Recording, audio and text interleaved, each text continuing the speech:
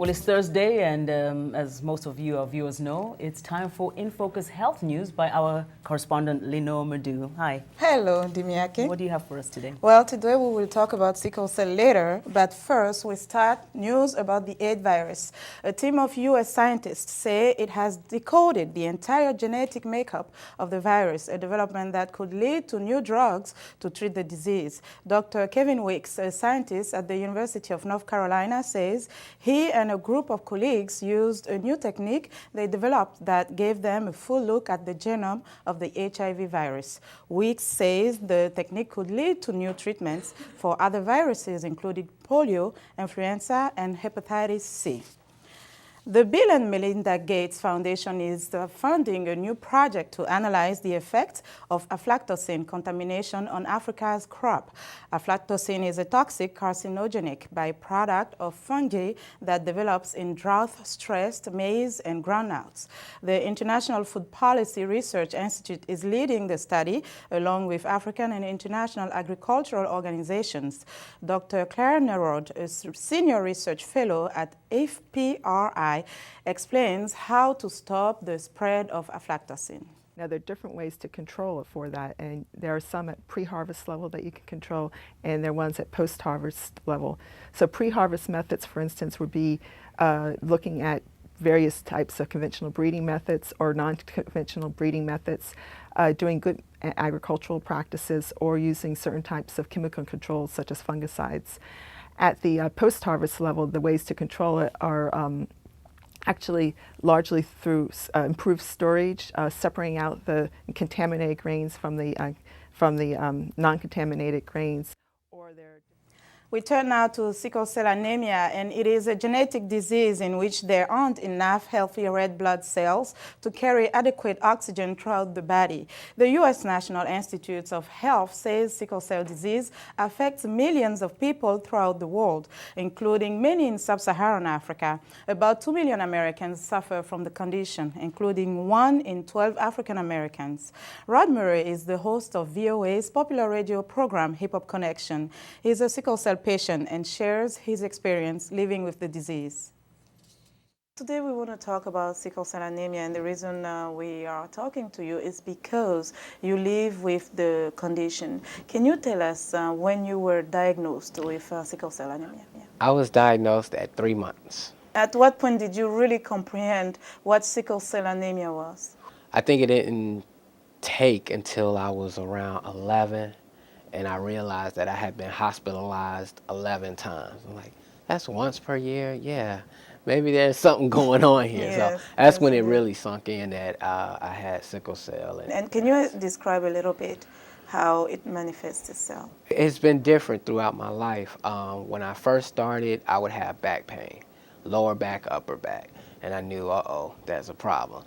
When I got older, it started going to, including my back, but then my hips and my thighs. And then older I got, it was just full-fledged from the top of my head to the bottom of my feet. How long can a pain last? It can last anywhere from a few hours to days. And it all depends on how you're able to get through the crisis, meaning do you get hydrated? Do you increase your oxygen intake so that that your body can make more healthier cells? If you're not able to do that, the pain can linger and the crisis can last for a very long time. Are there any triggers that you know of? Definitely not enough rest, dehydration, not drinking enough, stress. Stress is huge. I can't even begin to say how important regulating your stress is. What is your perception as far as research is concerned? Since you've been living with this condition your whole life, what do you think? I mean, there really needs to be a lot more done. I think we're on the cusp of finding new ways of dealing with it and treating it, and actually maybe getting rid of it. I don't think there's enough. Did you ever worry about, oh, if I want to get married one day, if I want to have children? No. Did you worry about that, or you just... No, I didn't worry about it at all. I felt if my parents could take care of me, I could take care of a child with sickle cell, or I definitely would have a spouse who would be understanding enough. I did not want that to stop me from having children, and it didn't. I have 2 beautiful children, and I've talked to them about, the disease because they've seen Dad sick. That's great. What is the most difficult aspect of living with sickle cell anemia? I know growing up, it was the fact that once people found out I had sickle cell, they treated me differently. They didn't think I was able to do things that they were doing. Right now, I think it's just, I think my frustration is how can I help more people, because there are a lot of us who suffer from this disease and other diseases as well that, people don't recognize.